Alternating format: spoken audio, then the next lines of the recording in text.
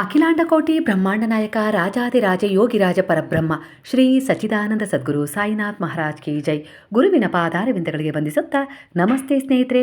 ಗುರುವಿನ ಅನುಗ್ರಹ ಆಶೀರ್ವಾದದಿಂದ, ನೀವು ನಂಬಿದ ದೈವಶಕ್ತಿಗಳ ಆಶೀರ್ವಾದದಿಂದ ನೀವು ಚೆನ್ನಾಗಿದ್ದೀರಾ ಅಂತೇಳಿ ಅಂದ್ಕೊಂಡಿದ್ದೀನಿ.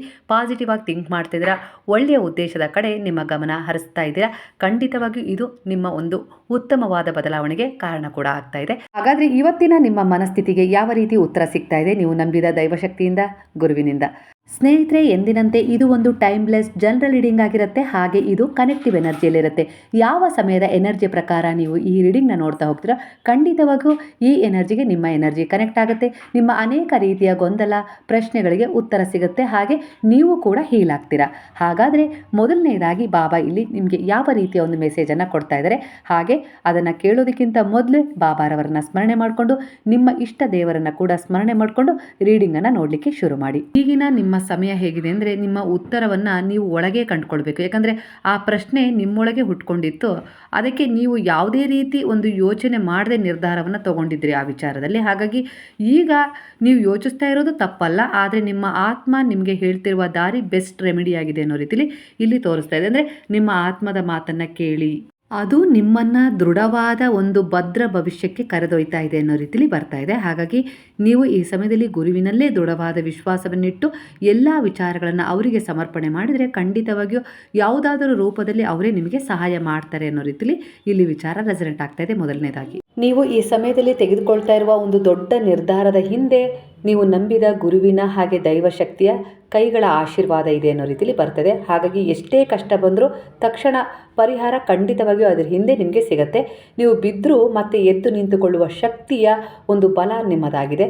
ಹಾಗೆ ನಿಮ್ಮ ಮನಸ್ಸಿನ ಪ್ರಾರ್ಥನೆಗಳು ಬೇಗ ಒಪ್ಪಿಕೊಳ್ಳಲ್ಪಡ್ತವೆ ಭಗವಂತನಿಗೆ ಅನ್ನೋ ರೀತಿಲಿ ಇಲ್ಲಿ ಸೂಚನೆ ಕೂಡ ನಿಮಗೆ ಸಿಗ್ತಾ ಇದೆ. ನೀವು ಈಗ ಹೀಲಿಂಗ್ ಅವಧಿಯಲ್ಲಿ ಇದ್ದೀರಾ. ಅಂದರೆ ನಿಮ್ಮ ಒಂದು ಹಳೆಯ ನೋವಾಗಿರ್ಬೋದು, ಈಗಿನ ಮನಸ್ಸಿನ ಅನೇಕ ರೀತಿಯ ಗೊಂದಲಗಳಿಗೆ ಉತ್ತರಗಳನ್ನು ನೀವು ಕಂಡುಕೊಳ್ತಾ ಇದ್ದೀರಾ. ಹಾಗಾಗಿ ಆ ಒಂದು ಹಳೆಯ ನೋವು ಮನಸ್ಥಿತಿಯನ್ನು ರಿಲೀಸ್ ಮಾಡ್ತಾ ಇದ್ದೀರಾ.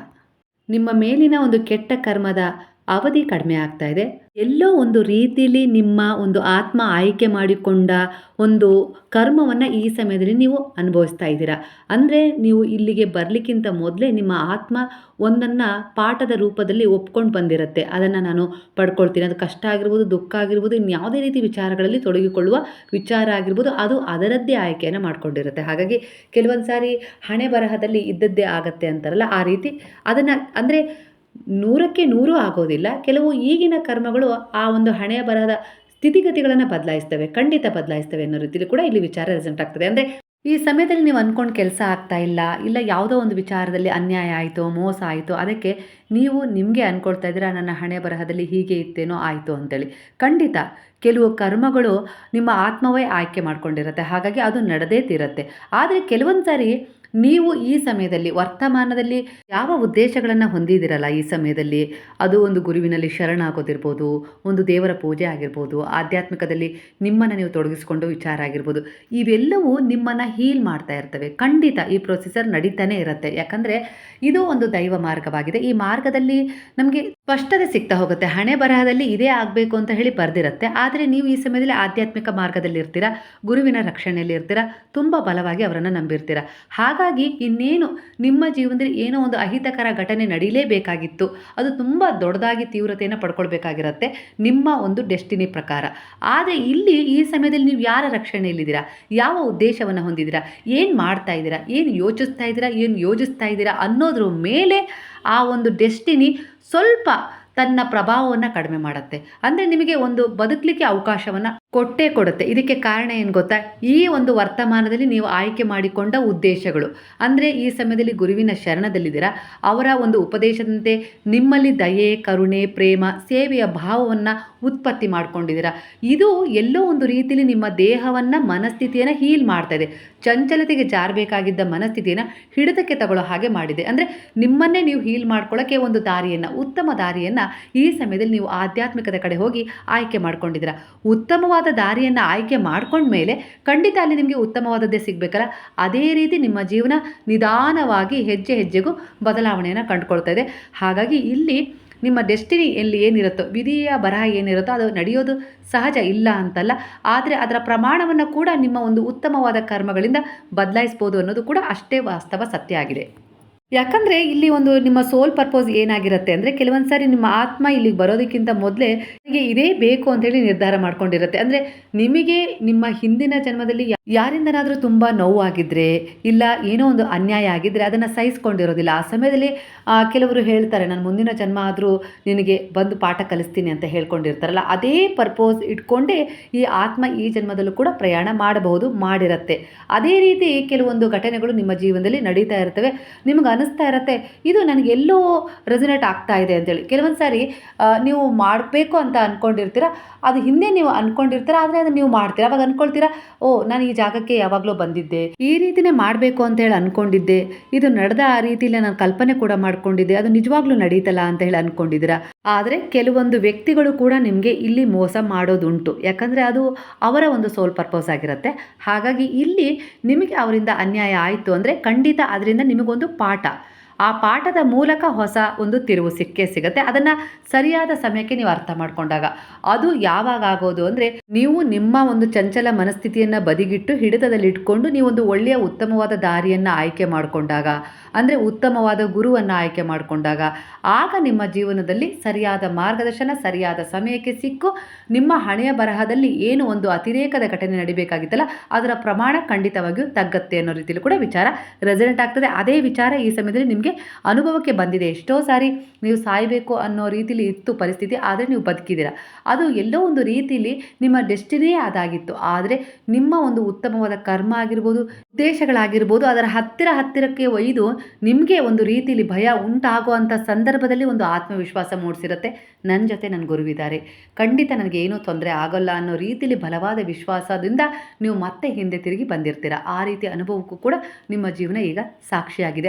ನಿಮ್ಮ ಒಂದು ಧ್ಯಾನದಿಂದ, ಪೂಜೆಯಿಂದ, ಹಾಗೆ ಒಳ್ಳೆಯ ಒಂದು ವಿಚಾರಗಳಿಂದ ನಿಮ್ಮ ಮಾನಸಿಕ ಶಕ್ತಿ ಹೆಚ್ಚಾಗಿದೆ.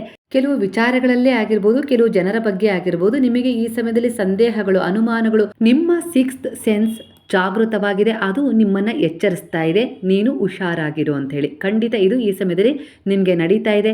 ಹಾಗಾಗಿ ಯಾರ ಮೇಲೆ ನಿಮಗೆ ಸಂದೇಹ ಇದೆಯೋ, ಯಾವ ವಿಚಾರಗಳಲ್ಲಿ ಸಂದೇಹ ಗೊಂದಲ ಉಂಟಾಗಿದೆಯೋ ಅವುಗಳನ್ನು ಗುರುವಿನ ಪಾದಗಳಲ್ಲಿ ನೀವು ಸಮರ್ಪಣೆ ಮಾಡಿ. ಖಂಡಿತವಾಗಿಯೂ ನಿಮಗೆ ಯಾವುದೇ ರೀತಿ ಮೋಸ ಆಗೋದಿಲ್ಲ. ಮೋಸ ಆಗೋದಕ್ಕಿಂತ ಮೊದಲೇ ನೀವು ಆ ವಿಚಾರಗಳನ್ನು ಅರ್ಥಕೊಂಡು ಹಿಂದೆ ಸರ್ಕೊಳ್ತೀರಾ. ಅದಕ್ಕೆ ಕಾರಣ ನಿಮ್ಮ ಒಂದು ಹೀಲಿಂಗ್ ಸಮಯ ಶುರುವಾಗಿದೆ. ಅಂದರೆ ನಿಮ್ಮನ್ನೇ ನೀವು ಹೀಲಿಂಗ್ ಮಾಡ್ಕೊಳ್ತಾ ಇದ್ದೀರಾ ಒಂದು ಒಳ್ಳೆಯ ಉದ್ದೇಶಗಳೊಂದಿಗೆ ಪರಿವರ್ತನೆಯಾಗಿ. ನಿಮ್ಮ ಮನಸ್ಸು ಬಹಳ ಶುದ್ಧವಾಗಿದೆ. ಹಾಗಾಗಿ ನೀವು ಯಾರನ್ನೇ ಆಗಲಿ ಪ್ರೀತಿಸ್ತಾ ಇದ್ದೀರಾ ಅಂದರೆ ತುಂಬ ತೀವ್ರವಾಗಿ ಅವರನ್ನು ಹಚ್ಕೊಂಡು ಬಿಡ್ತೀರಾ. ಇದರಿಂದ ನಿಮಗೆ ಕೆಲವು ಬಾರಿ ನೋವಾಗಿದೆ. ಜನರು ನಿಮ್ಮ ಹೃದಯವನ್ನು ತಪ್ಪಾಗಿ ಅರ್ಥ ಮಾಡಿಕೊಳ್ಳಲು ಬಹುದು ಅನ್ನೋ ರೀತಿಯಲ್ಲೂ ಕೂಡ ಇಲ್ಲಿ ವಿಚಾರ ರೆಸನೆಂಟ್ ಆಗ್ತಿದೆ. ಆದರೆ ಭಗವಂತ, ನೀವು ನಂಬಿದ ಗುರುವು ನಿಮಗೆ ಒಂದು ಸತ್ಯವನ್ನು ಪರಿಚಯ ಮಾಡಿಸ್ಕೊಡ್ತಾರೆ ಅನ್ನೋ ರೀತಿಯಲ್ಲೂ ಕೂಡ ಇಲ್ಲಿ ವಿಚಾರ ರೆಸನೆಂಟ್ ಆಗ್ತಾ ಇದೆ.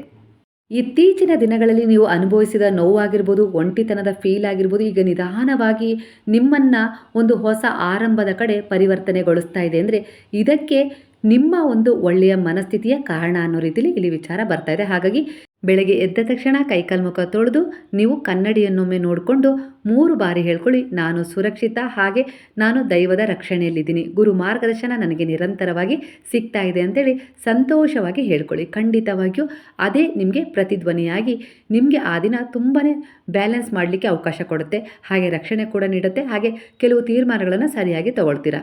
ಹಾಗಾಗಿ ನಿಮ್ಮ ದಿನದ ಆರಂಭ ಶುಭವಾಗಿರಲಿ, ಹಾಗೆ ಸದೃಢವಾಗಿರಲಿ. ಅಂದರೆ ಯಾವುದೇ ರೀತಿ ನಕಾರಾತ್ಮಕತೆಯಿಂದ ನಿಮ್ಮ ದಿನದ ಆರಂಭ ಇರಬಾರ್ದು ಅನ್ನೋ ರೀತಿಯಲ್ಲಿ ಇಲ್ಲಿ ನಿಮಗೆ ಸೂಚನೆ ಕೂಡ ಸಿಗ್ತಾ ಇದೆ. ಕೆಲವು ಬಾರಿ ನಿಮ್ಮ ಆಯ್ಕೆಯ ದಾರಿ ತಪ್ಪಿತ್ತು, ಆದರೂ ಕೂಡ ನೀವು ನಂಬಿದ ಗುರುವು ನಿಮ್ಮನ್ನು ಕೈ ಹಿಡಿದು ಸಂಭಾಳಿಸಿ ಮುಂದೆ ಹೋಗಲಿಕ್ಕೆ ದಾರಿ ತೋರಿಸ್ತಾ ಇದ್ದಾರೆ ಮತ್ತೊಂದು ಹಂತದಲ್ಲಿ. ಇದೇ ತಿಂಗಳಲ್ಲಿ ನೀವು ಒಂದು ಕನಸನ್ನು ಕಟ್ಕೊಂಡಿದ್ರಿ, ಅದರ ಬಗ್ಗೆ ಒಂದು ಪ್ರಾರ್ಥನೆಯನ್ನು ಇಟ್ಟಿದ್ರಿ, ಖಂಡಿತವಾಗಿಯೂ ನೀವು ಬೇಡಿದ ಪ್ರಾರ್ಥನೆ ನಿಜವಾಗ್ತದೆ ಅನ್ನೋ ರೀತಿಯಲ್ಲಿ ಆಶೀರ್ವಾದ ಕೂಡ ಸಿಗ್ತಾ ಇದೆ. ಹಾಗಾಗಿ ಮುಂದಿಟ್ಟ ಹೆಜ್ಜೆಯನ್ನು ಹಿಂದೆ ತೆಗಿಬೇಡಿ ಅನ್ನೋ ರೀತಿಯಲ್ಲಿ ಬಾಬಾರವರ ಭರವಸೆ ಸಿಗ್ತಾ ಇದೆ.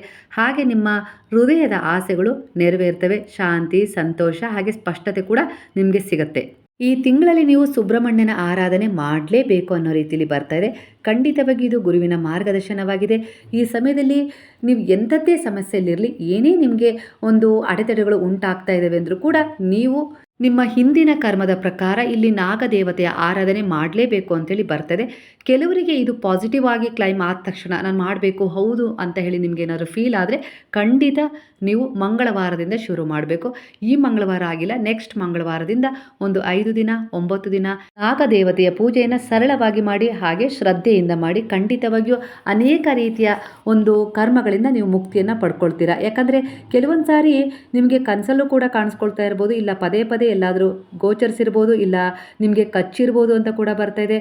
ಹಾಗೆ ಏನೋ ವಿನಾಕಾರಣ ಕೆಲವೊಂದು ಸಾರಿ ನಿಮಗೆ ತಿಳಿದೇನೆ ಅವುಗಳಿಗೆ ತೊಂದರೆ ಕೊಟ್ಟಿದ್ದೀರಾ. ಹಾಗಾಗಿ ನಿಮ್ಮಲ್ಲಿ ಕೆಲವು ಬ್ಲಾಕೇಜ್ಗಳು ಉಂಟಾಗಿದ್ದಾವೆ ಅನ್ನೋ ರೀತಿಯಲ್ಲಿ ಸೂಚನೆ ಸಿಗ್ತಾ ಇದೆ. ಇದು ಈಗಿನದಲ್ಲ, ಹಿಂದಿನದ್ದು ಆಗಿರ್ಬೋದು, ಈಗ ಹಿಂದಿನ ದಿನಗಳಲ್ಲಿ ನಡೆದಿದ್ದು ಆಗ್ಬೋದು ಅನ್ನೋ ರೀತಿಯಲ್ಲಿ ಬರ್ತದೆ. ಹಾಗಾಗಿ ನಾಗದೇವತೆಯ ಆರಾಧನೆಯನ್ನು ಮಾಡಿ, ಹಾಗೆ ಸುಬ್ರಹ್ಮಣ್ಯ ದೇವಸ್ಥಾನಕ್ಕೆ ಒಂದು ಅರ್ಧ kg ತೊಗರಿ ಬೇಳೆಯನ್ನು ದಾನವಾಗಿ ಕೊಟ್ಟು ಬರಲೇಬೇಕು ಅನ್ನೋ ರೀತಿಯಲ್ಲಿ ರೆಸೊನೇಟ್ ಆಗ್ತಾ ಇದೆ ಸ್ನೇಹಿತರೆ. ಇದನ್ನು ಮುಂದಿನ ಮಂಗಳವಾರ ಮಾಡ್ಕೊಳ್ಳಿ, ತುಂಬ ಒಳ್ಳೆಯದಾಗತ್ತೆ. ಈ ಡಿಸೆಂಬರ್ ತಿಂಗಳಲ್ಲಿ ನೀವು ಎಷ್ಟು ಪುಣ್ಯ ಸಂಪಾದನೆ ಮಾಡ್ತೀರೋ, ಎಷ್ಟು ಒಂದು ದೈವಿಕ ಆರಾಧನೆಯಲ್ಲಿ ನಿಮ್ಮನ್ನು ನೀವು ತೊಡಗಿಸ್ಕೊಳ್ತೀರೋ, ಹಾಗೆ ಈ ತಿಂಗಳು ನಿಮಗೆ ಪಾಸಿಟಿವ್ ಆಗಿ ಒಂದು ಎನರ್ಜಿಯನ್ನು ಕೊಡೋದ್ರ ಜೊತೆಗೆ ಕೆಲವು ವಿಚಾರಗಳಲ್ಲಿ ಹೀಲ್ ಕೂಡ ಮಾಡಿ, ಹಾಗೆ ಮುಂದಿನ ತಿಂಗಳಲ್ಲಿ ನಿಮಗೆ ಒಂದು ಹೊಸ ಪ್ರಾರಂಭಕ್ಕೆ ಸಾಕ್ಷಿ ಆಗುತ್ತೆ. ಅಂದರೆ ಇದೇ ತಿಂಗಳು ನಿಮ್ಮ ಹೊಸ ಪ್ರಾರಂಭ ಶುರುವಾಗಿದೆ, ಅದು ಕೂಡ ಒಂದು ಒಳ್ಳೆಯ ಉದ್ದೇಶದ ಕರ್ಮಗಳೊಂದಿಗೆ. ಹಾಗಾಗಿ ಅದರ ಪರಿಣಾಮವನ್ನು ನೀವು ಮುಂದಿನ ವರ್ಷ ಖಂಡಿತವಾಗಿಯೂ ಅನುಭವಿಸ್ತೀರಾ ಫಲದ ರೂಪದಲ್ಲಿ ಅನ್ನೋ ರೀತಿಯಲ್ಲಿ ಬರ್ತದೆ. ಹಾಗಾಗಿ ಈ ಸಮಯದಲ್ಲಿ ಎಷ್ಟು ಸಾಧ್ಯ ಆಗುತ್ತೋ ಅಷ್ಟು ಶಾಂತವಾಗಿರಿ, ಹಾಗೆ ಒಳ್ಳೆಯದನ್ನೇ ಬಯಸಿರಿ, ಒಳ್ಳೆಯದನ್ನೇ ಯೋಚಿಸಿರಿ. ನಿಮ್ಮ ಹಿಡಿತದಲ್ಲಿ ನಿಮ್ಮ ಮನಸ್ಥಿತಿನ ಇಟ್ಕೊಳ್ಳೇಬೇಕು. ಅತಿಯಾದ ತಿರುಗಾಟ ಈ ತಿಂಗಳ ಕೊನೆಯಲ್ಲಿ ಬೇಡ ಅನ್ನೋ ರೀತಿಯಲ್ಲಿ ಬರ್ತದೆ. ಮನಸ್ಸನ್ನು ಶಾಂತವಾಗಿಟ್ಕೊಳ್ಳಿ, ಹಾಗೆ ಆದಷ್ಟು ಭಗವಂತ ನಾಮಸ್ಮರಣೆ ಇರಲಿ. ಬಾಬಾರವರ ಒಂದು ನಾಮಸ್ಮರಣೆನ ನೀವು ದಿನನಿತ್ಯ ಏನು ಮಾಡ್ತಾ ಇದ್ರಲ್ಲ ಅದು ಕಂಟಿನ್ಯೂ ಆಗಲಿ.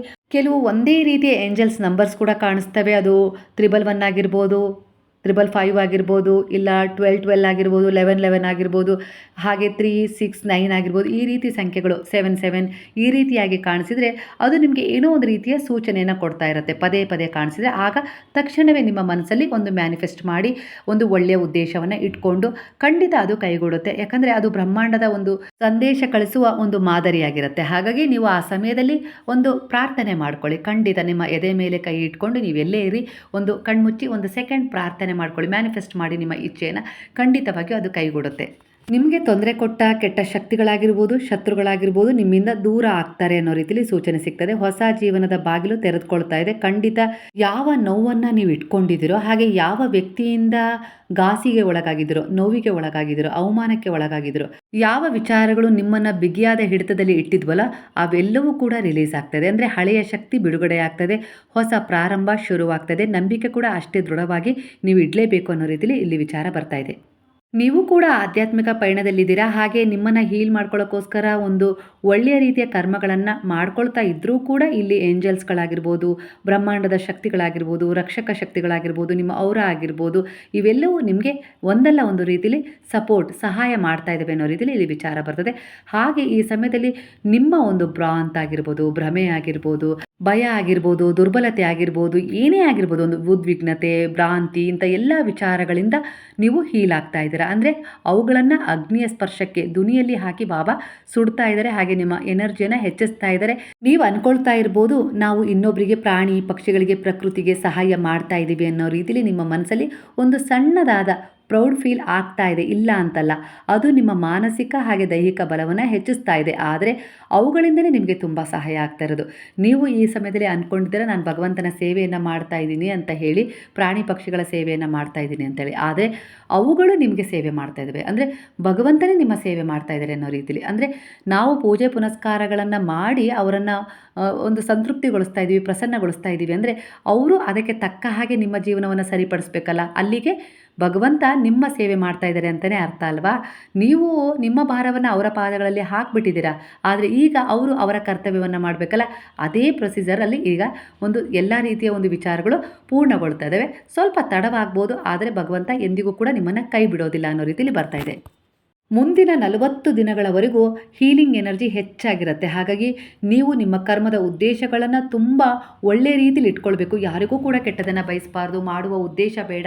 ಯಾರೋ ಏನೋ ಅಂದ್ಕೊಳ್ತಾ ಇದ್ದಾರೆ ಅಂದರೆ ಅವರ ಕರ್ಮವನ್ನು ಅವರು ಸೃಷ್ಟಿ ಮಾಡ್ಕೊಳ್ತಾ ಇದ್ದಾರೆ. ಹಾಗಾಗಿ ಅವರ ಎನರ್ಜಿಯನ್ನು ನಿಮ್ಮ ಮೇಲೆ ತಗೊಳ್ಳೇಬೇಡಿ. ಅವ್ರು ಏನೋ ಹೇಳ್ತಾ ಇದ್ದಾರೆ, ಅದು ನಿಮಗೆ ತೊಂದರೆ ಕೊಡ್ತಾ ಇದೆ, ನೋವು ಆಗ್ತಾ ಇದೆ, ಇಲ್ಲ ಅಂತಲ್ಲ. ಆದರೆ ಆ ಎನರ್ಜಿಯನ್ನು ನಿಮ್ಮ ಮೇಲೆ ತಗೊಳ್ಳೇಬೇಡಿ, ಇಗ್ನೋರ್ ಮಾಡಿ. ಅಂದರೆ ಅದನ್ನು ಕೇಳಿಸ್ಕೊಳ್ಬೇಡಿ, ಇಲ್ಲ ಕೇಳಿಸ್ಕೊಂಡ್ರೂ ಅದನ್ನು ಬಿಟ್ಬಿಡಬೇಕು. ಹಾಗೆ ನಿಮ್ಮ ಒಂದು ಗುರಿಯತ್ತ ನೀವು ಸಾಗಿ ಹಾಗೆ ಅದು ಆಫೀಸಲ್ಲಾಗಿರ್ಬೋದು, ಇಲ್ಲ ಇನ್ಯಾವುದೇ ರೀತಿ ವ್ಯಾಪಾರದ ಸ್ಥಳಗಳಲ್ಲಾಗಿರ್ಬೋದು, ನೀವು ಹೋದ ಕಡೆ ಆಗಿರ್ಬೋದು, ಇಲ್ಲ ಮನೆಯಲ್ಲೇ ಆಗಿರ್ಬೋದು, ಆ ರೀತಿಯ ಒಂದು ನಕಾರಾತ್ಮಕ ಎನರ್ಜಿಗೆ ನೀವು ಆಗಾಗ ಒಳಗಾಗಲೇಬೇಕಾಗತ್ತೆ. ಆದರೆ ಅವುಗಳನ್ನು ಇಗ್ನೋರ್ ಮಾಡಿದಷ್ಟು ನಿಮ್ಮಲ್ಲಿ ಶಾಂತಿ ಹಾಗೆ ಒಂದು ಹೊಸ ಬದಲಾವಣೆ ಆಗತ್ತೆ. ಹಾಗಾಗಿ 40 ದಿನಗಳವರೆಗೂ ಹೀಲಿಂಗ್ ಎನರ್ಜಿ ಹೆಚ್ಚಿರುತ್ತೆ. ನೀವು ನಿಮ್ಮನ್ನು ಹೀಲ್ ಮಾಡ್ಕೊಳ್ಳಿ, ಆತ್ಮಶಕ್ತಿಯನ್ನು ಪುನರುತ್ಥಾನಗೊಳಿಸ್ತಾ ಹೋಗಿ. ಇದರ ಮಧ್ಯೆನೇ ನಿಮ್ಮ ಒಂದು ಆಸೆ ನಿಜವಾಗ್ತದೆ ಅನ್ನೋ ರೀತಿಯಲ್ಲಿ ಕಾಣಿಸ್ತಾ ಇದೆ ಈ ತಿಂಗಳಲ್ಲಿ. ನಿಮ್ಮ ಆತ್ಮ ತುಂಬ ಶಕ್ತಿಯನ್ನು ಹೊಂದಿದೆ. ಹಾಗಾಗಿ ಇಲ್ಲಿ ಏನೊಂದು ನೋವು, ಸಮಸ್ಯೆ ಏನು ಎದುರಿಸಿದಿರಲ್ಲ, ಅವೆಲ್ಲವೂ ಕೂಡ ಒಂದು ಪಾಠವಾಗಿತ್ತು. ಹಾಗೆ ಅದನ್ನು ನೀವೇ ಬಯಸಿ ಆ ಒಂದು ಕರ್ಮವನ್ನು ಕಳ್ಕೊಂಡಿದ್ದೀರಾ. ನಿಮ್ಮ ಜೀವನದಲ್ಲಿ ಒಂದು ಗೆಲುವು ಬಂದಿದೆ. ಹಾಗೆ ನೀವೊಂದು ಆಸ್ತಿಯನ್ನು ಖರೀದಿ ಮಾಡ್ತಾ ಇದ್ದೀರಾ. ಅದು ನಿಮ್ಮ ಸ್ವಂತ ಹಣದಿಂದ ಅಂತ ಹೇಳಿ ಬರ್ತದೆ. ಹಾಗಾಗಿ ನಿಮ್ಮಲ್ಲಿ ಒಂದು ಉದಾರತೆ ಗುಣ ಇರಬೇಕೇ ಹೊರತು, ಅಂದರೆ ದುಡ್ದಿದ್ದನ್ನೆಲ್ಲ ಕೊಡಿ ಅಂತ ಅಲ್ಲ. ಇಂತಹ ಒಂದು ಗೆಲುವಿನಿಂದ, ಇಂತಹ ಒಂದು ಕಡಿಮೆ ಏಜಲ್ಲೇ ನೀವು ಅದನ್ನು ಒಂದು ಸಂಪಾದನೆ ಮಾಡ್ಕೊಂಡಿದ್ದೀರಲ್ಲ, ಅದರಿಂದ ಅಹಂಕಾರ ಉಂಟಾಗಬಾರ್ದು. ಎಲ್ಲೋ ಒಂದು ರೀತಿಲಿ ಅದು ನಿಮ್ಮ ಮುಂದಿನ ಭವಿಷ್ಯಕ್ಕೆ ಬ್ಲಾಕೇಜ್ಗಳನ್ನು ಉಂಟು ಮಾಡುತ್ತೆ. ಏನೇ ಸಿಕ್ಕರೂ ಕೂಡ ಒಂದು ಕೃತಜ್ಞತೆಯಿಂದ ಅದನ್ನು ಸ್ವೀಕರಿಸಬೇಕು. ಭಗವಂತ ನೀವು ಕೊಟ್ಟಿದ್ದು ಅದು ನನಗೆ ಸಿಕ್ಕಿದೆ ಅನ್ನೋ ರೀತಿಲಿ ನಿಮ್ಮ ಮನಸ್ಸು ಒಂದು ಉದಾರತೆಯನ್ನು ಮೆರಿಬೇಕು ಅನ್ನೋ ರೀತಿಯಲ್ಲಿ ತೋರಿಸ್ತದೆ. ಅಂದರೆ ಭಗವಂತನಿಗೆ, ನೀವು ನಂಬಿದ ಗುರುವಿಗೆ ಅದನ್ನು ಸಮರ್ಪಣೆ ಮಾಡಿದಾಗ ಅದರ ಮೇಲೆ ನಿಮಗೆ ಮೋಹ ಇರೋದಿಲ್ಲ. ಅದು ಒಂದು ಗೆಲುವು ಅನ್ನೋ ರೀತಿಯಲ್ಲಿ ಅದನ್ನು ಒಂದು ಸಮರ್ಪಣಾ ಭಾವದಿಂದ ನೀವು ಸ್ವೀಕರಿಸ್ತೀರ. ಆಗ ನಿಮ್ಮ ಯಾವುದೇ ರೀತಿಯ ಒಂದು ಕೆಟ್ಟ ಕರ್ಮ ವೃದ್ಧಿ ಆಗಲಿಕ್ಕೆ ಸಾಧ್ಯ ಆಗೋದಿಲ್ಲ ಅನ್ನೋ ರೀತಿಯಲ್ಲಿ ಇಲ್ಲಿ ವಿಚಾರ ಬರ್ತದೆ. ಹಾಗೆ ನಿಮ್ಮ ಜೀವನಕ್ಕೆ ಉತ್ತಮವಾದ ಪಾರ್ಟ್ನರ್ ಕೂಡ ಸಿಗ್ತಾರೆ ಆದಷ್ಟು ಬೇಗನೆ ಅನ್ನೋ ರೀತಿಯಲ್ಲಿ ಬರ್ತಾ ಇದೆ. ಯಾವುದೋ ಒಂದು ಕಮಿಟ್ಮೆಂಟ್ ಕೂಡ ನಿಮ್ಮ ಕಡೆ ಬರ್ತಾ ಇದೆ.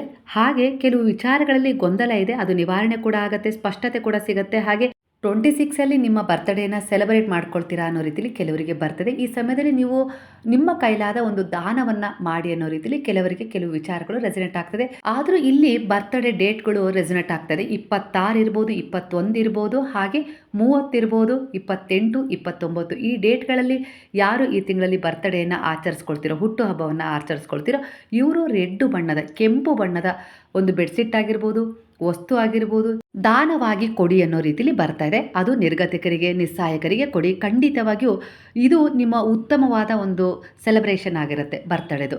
ಇದರ ಒಂದು ಪ್ರತಿಫಲ ನಿಮಗೆ ಮುಂದಿನ ತಿಂಗಳಲ್ಲಿ ಸಿಗುತ್ತೆ. ಈಗ ನಿಮಗೆ ಅದು ಅರ್ಥ ಆಗದೆ ಇರ್ಬೋದು. ಖಂಡಿತವಾಗಿಯೂ ನಿಮ್ಮನ್ನು ಹೀಲ್ ಮಾಡಲಿಕ್ಕಾಗಿರ್ಬೋದು, ಇಲ್ಲ ಯಾವುದೋ ರೀತಿಯಲ್ಲಿ ಒಂದು ರಕ್ಷಣೆ ಕೊಡಲಿಕ್ಕಾಗಿರ್ಬೋದು, ಒಂದು ಭರವಸೆಯನ್ನು ಮೂಡಿಸ್ಲಿಕ್ಕಾಗಿರ್ಬೋದು, ಇಲ್ಲ ಮುಂದೆ ಒಂದು ತಿರುವನ್ನು ಕೊಡಲಿಕ್ಕಾಗಿರ್ಬೋದು, ಭಗವಂತನ ಯೋಜನೆ ಆಗಿದೆ ಅನ್ನೋ ರೀತಿಯಲ್ಲಿ ಬರ್ತಾ ಇದೆ. ನಿಮ್ಮ ಪ್ರೀತಿ ಪಾತ್ರದಿಂದ ಅಂತರವನ್ನು ಕಾಯ್ದುಕೊಂಡಿದ್ದೀರಾ. ಖಂಡಿತವಾಗಿಯೂ ಆ ಅಂತರವನ್ನು ಸಡಿಲಗೊಳಿಸಿ ಅವರನ್ನು ಕೂಡ ಅರ್ಥ ಮಾಡ್ಕೊಳ್ಳಿ ಅನ್ನೋ ರೀತಿಯಲ್ಲಿ ಬರ್ತದೆ. ಕೆಲವೊಂದು ಸರಿ ತಪ್ಪುಗಳು ಆಗೋದು ಸಹಜ, ಇಲ್ಲ ಅಂತಲ್ಲ. ಆದರೆ ಅದೇ ಒಂದು ವಿಚಾರವನ್ನು ಇಟ್ಕೊಂಡು ಅಂತರವನ್ನು ಹೆಚ್ಚಿಸ್ಕೊಳ್ಳೋದು ನಿಮ್ಮ ಮುಂದಿನ ಒಂದು ಸಂಬಂಧದ ಮೇಲಾಗಿರ್ಬೋದು, ನಿಮ್ಮ ಸುತ್ತಮುತ್ತ ಇರುವ ಕೆಲವು ವಿಚಾರಗಳಲ್ಲಿ ಕೆಲವು ಜನರ ಮೇಲೆ ಪರಿಣಾಮ ಬೀರುತ್ತೆ ಅನ್ನೋ ರೀತಿಯಲ್ಲಿ ಬರ್ತದೆ. ಹಾಗಾಗಿ ನೀವು ಬೇಗನೆ ಆ ಸಂಬಂಧವನ್ನು ಒಂದು ಒಳ್ಳೆಯ ರೀತಿಲಿ ಮತ್ತೊಮ್ಮೆ ಶುರು ಮಾಡಿ ಅನ್ನೋ ರೀತಿಲಿ ಕೆಲವರಿಗೆ ಬರ್ತಾ ಇದೆ ವಿಚಾರ. ಹಾಗೆ ನಿಮಗೆ ಏನು ಒಂದು ಸ್ಥಾನ, ಮಾನ, ಗೌರವ ಸಿಗಬೇಕು ಅಂತೇಳಿ ಆಸೆ ಇದೆಯೋ ನಿಮ್ಮ ಪ್ರೀತಿ ಪಾತ್ರರಿಗೆ, ಖಂಡಿತವಾಗಿಯೂ ಅದು 2026ನೇ ಇಸ್ವಿಯಲ್ಲಿ ಸಿಗುತ್ತೆ. ಅದರ ಪ್ರಾರಂಭವನ್ನು ನೀವು ಡಿಸೆಂಬರ್ ತಿಂಗಳಲ್ಲೇ ಮಾಡ್ತೀರಾ. ಖಂಡಿತ ಅದರ ಸೂಚನೆ ನಿಮಗೆ ಈಗ ಕಾಣಿಸುತ್ತೆ. ಖಂಡಿತ ನೀವು ಬಯಸಿದ್ದು ನಿಮಗೆ 2026ನೇ ಇಸ್ವಿ ತಂದು ಕೊಟ್ಟೇ ಕೊಡುತ್ತೆ. ಈ ಸಮಯದಲ್ಲಿ ನಿಮ್ಮ ಉನ್ನತಿಯನ್ನು ಕಂಡಾಗಿರ್ಬೋದು, ಇಲ್ಲ ನೀವು ಮುಂದುವರಿಬಾರ್ದು, ಇಲ್ಲ ನಿಮ್ಮ ಒಂದು ಆತ್ಮವಿಶ್ವಾಸವನ್ನು ಕಂಡು ಕೆಲವರ ಜೊತೆ ಸೇರಿ ನಿಮ್ಮ ಮೇಲೆ ಒಂದು ದುಷ್ಟ ಪ್ರಯೋಗವನ್ನು ಮಾಡಿರಬಹುದು ಅನ್ನುವ ಎನರ್ಜಿ ಹೆಚ್ಚಾಗಿ ಕಾಣಿಸ್ತಾ ಇದೆ. ಆದರೆ ಅದು ಅವರ ಕಡೆಗೆ ತಿರುಗ್ತಾ ಇದೆ ಈ ಸಮಯದಲ್ಲಿ. ಯಾಕಂದರೆ ನಿಮ್ಮ ವಿಶ್ವಾಸ, ನಿಮ್ಮ ಒಂದು ದೃಷ್ಟಿ ಈಗ ಗುರುವಿನ ಮೇಲಿದೆ, ಗುರುವಿನ ದೃಷ್ಟಿ ನಿಮ್ಮ ಮೇಲಿದೆ. ಹಾಗಾಗಿ ಆ ಒಂದು ಪ್ರಯೋಗ ನಿಮ್ಮ ಮೇಲೆ ಯಾವುದೇ ರೀತಿ ಪರಿಣಾಮ ಬೀರೋದಿಲ್ಲ. ನೀವು ಅದರ ಬಗ್ಗೆ ಯೋಚಿಸೋದು ಬೇಡ. ನಿಶ್ಚಿಂತೆಯಿಂದ ನಿಮ್ಮ ಪ್ರಯತ್ನ ಪ್ರಾಮಾಣಿಕವಾಗಿ ಮಾಡ್ತಾ ಗುರುವಿನ ಸ್ಮರಣೆಯೊಂದಿಗೆ, ದೈವ ಶಕ್ತಿಗಳ ಆರಾಧನೆಯೊಂದಿಗೆ ನೀವು ಮುಂದೆ ಹೋಗಿ. ಖಂಡಿತವಾಗಿಯೂ ಅದು ನಿಮಗೆ ಒಂದಲ್ಲ ಒಂದು ರೀತಿಯಲ್ಲಿ ರಕ್ಷಣೆ ಕೊಡುತ್ತೆ. ನೀವು ಅದ್ರ ಕಡೆ ಹೆಚ್ಚು ಗಮನ ಕೊಟ್ಟಷ್ಟು ಆ ನಕಾರಾತ್ಮಕತೆಗೆ ಕೆಲವೊಂದು ಸಾರಿ ಆ ಎನರ್ಜಿ ನಿಮ್ಮ ಮೇಲೆ ಹಾವಿ ಉಂಟು ಮಾಡಬಹುದು. ಹಾಗಾಗಿ ಅದರ ಕಡೆ ಗಮನ ಕೊಡೋದೇ ಬೇಡ. ಯಾಕಂದರೆ ಕೆಲವೊಂದು ಸಾರಿ ಆ ಸೂಚನೆಗಳು ನಿಮಗೆ ಸಿಗ್ತವೆ, ಆದರೂ ಕೂಡ ನೀವು ಅವುಗಳನ್ನು ನಿರಾಕರಿಸಬೇಕು, ಇಗ್ನೋರ್ ಮಾಡಬೇಕು ಅನ್ನೋ ರೀತಿಯಲ್ಲಿ ಬರ್ತಾ ಇದೆ.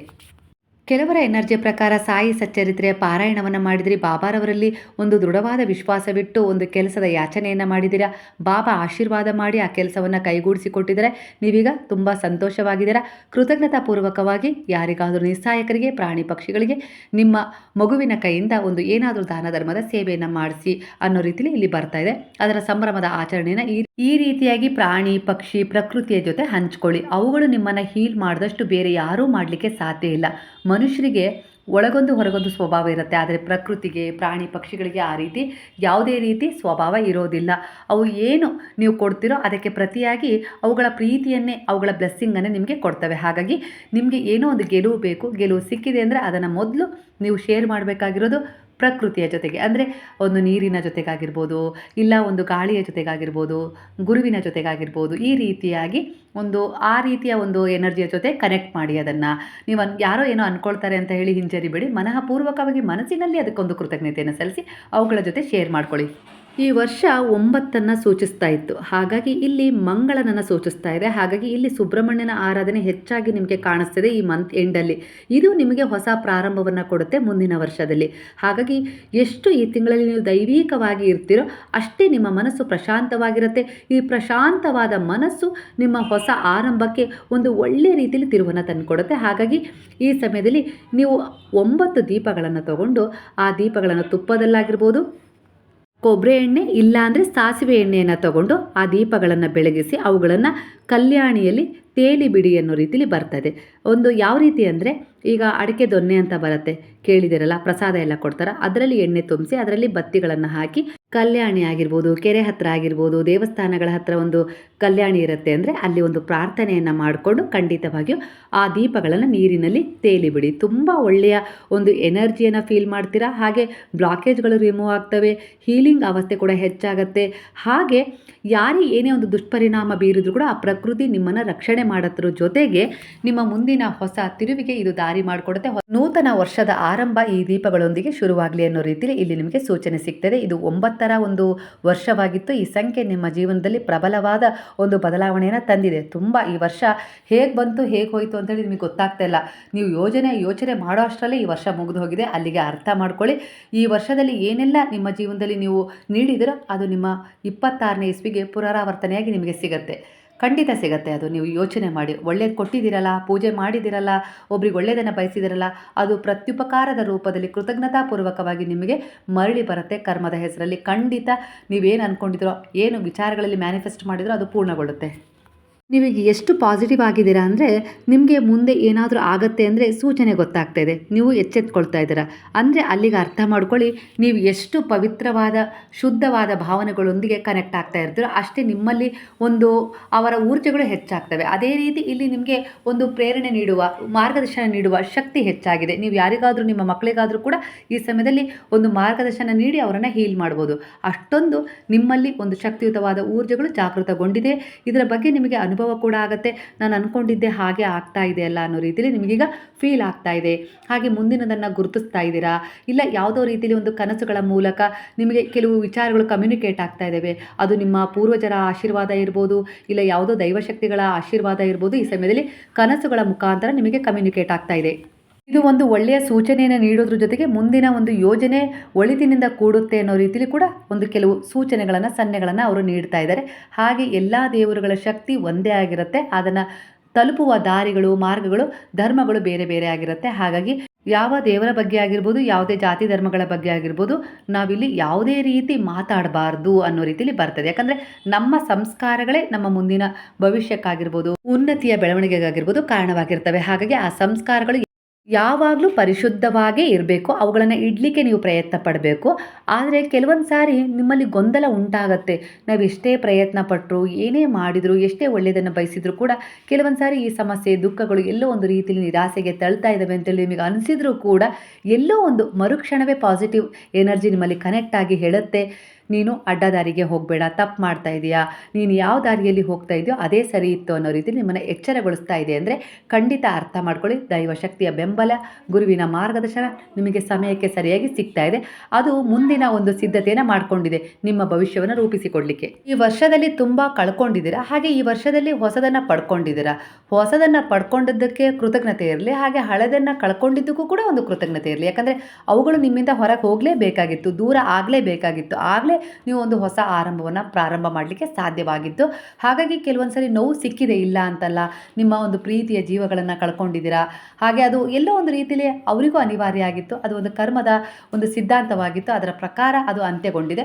ಹಾಗಾಗಿ ಅವರ ನೆನಪುಗಳನ್ನು, ಅವರ ಆಸೆಗಳನ್ನು ನೀವು ನಿಮ್ಮ ಜೀವನದಲ್ಲಿ ಸಾಕಾರಗೊಳಿಸಿ ಒಂದು ಉತ್ತಮವಾದ ಕರ್ಮದೊಂದಿಗೆ ಅನ್ನೋ ರೀತಿಯಲ್ಲಿ ಅವರಿಗೆ ಒಂದು ಕೃತಜ್ಞತೆಯನ್ನು ಸಲ್ಲಿಸಿ, ಅವರು ನಿಮ್ಮ ಒಂದು ಕೆಲಸಗಳಲ್ಲಿ ಜೀವಂತವಾಗಿರ್ತಾರೆ. ಆ ಪ್ರಯತ್ನವನ್ನು ಮಾಡಿ. ಆಗ ಅವರ ನೆನಪು ನಿಮಗೆ ನೋವು ತರೋದಿಲ್ಲ, ಅವರ ನೆನಪು ನಿಮಗೆ ಖುಷಿ ಕೊಡುತ್ತೆ. ಹಾಗಾಗಿ ಅವರು ಅಂದರೆ ನಿಮ್ಮ ಒಂದು ಕಾರ್ಯಗಳಲ್ಲಿ ಅವರು ಯಾವಾಗಲೂ ಸದಾ ನಿಮ್ಮ ಅಚ್ಚ ಅಳಿಯದ ನೆನಪಿನಲ್ಲಿರ್ತಾರೆ. ಹಾಗೆ ಅವರ ಒಂದು ಬ್ಲೆಸ್ಸಿಂಗ್ ನಿಮಗೆ ನಿರಂತರವಾಗಿ ಮಾರ್ಗದರ್ಶನ ಮಾಡ್ತಾ ಇರುತ್ತೆ. ಒಳಗಿಂದ ಒಳಗೆ ಅವರು ಪ್ರೇರಣೆ ಕೊಡ್ತಾ ಇರ್ತಾರೆ.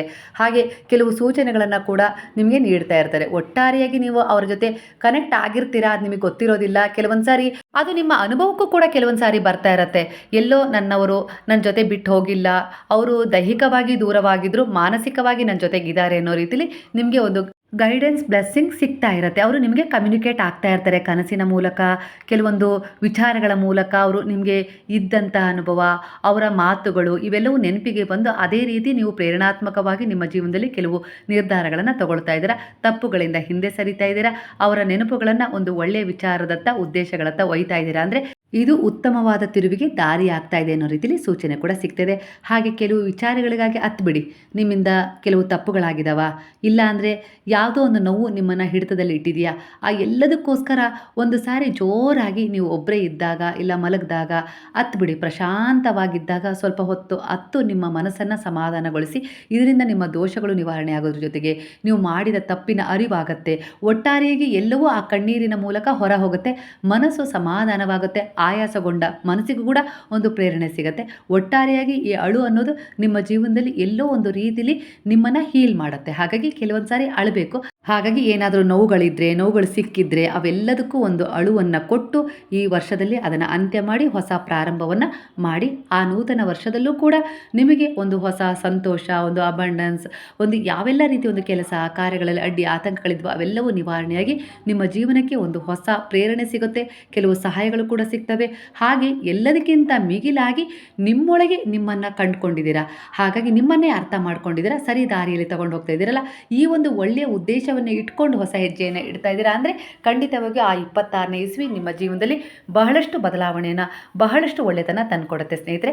ಇವತ್ತಿನ ಬಾಬಾರವರ ಸಾಯಿ ಟ್ಯಾರೋಟ್ ರೀಡಿಂಗ್ನ ಮೆಸೇಜ್ಗಳು ನಿಮಗೆ ಹತ್ತಿರವಾಗಿದ್ದರೆ ಖಂಡಿತವಾಗಿ ಕೃತಜ್ಞತಾ ಭಾವದಿಂದ ಸಾಯಿರಾಮ್ ಅಂತೇಳಿ ಕಮೆಂಟ್ ಮಾಡೋದನ್ನು ಮರಿಬೇಡಿ. ಹಾಗಾದರೆ ಎಲ್ಲರೂ ಸೇರಿ ಹೇಳೋಣ, ಹರೇ ರಾಮ ರಾಮ ರಾಮ ಹರೇ ಹರೇ, ಹರೇ ಕೃಷ್ಣ ಕೃಷ್ಣ ಕೃಷ್ಣ ಹರೇ ಹರೇ, ಹರೇ ಸಾಯಿ ಸಾಯಿ ಹರೇ ಹರೇ, ಹರೇ ಬಾಬಾ ಬಾಬಾ ಬಾಬಾ ಹರೇ ಹರೇ, ಹರೇ ದತ್ತ ದತ್ತ ಹರೇ ಹರೇ.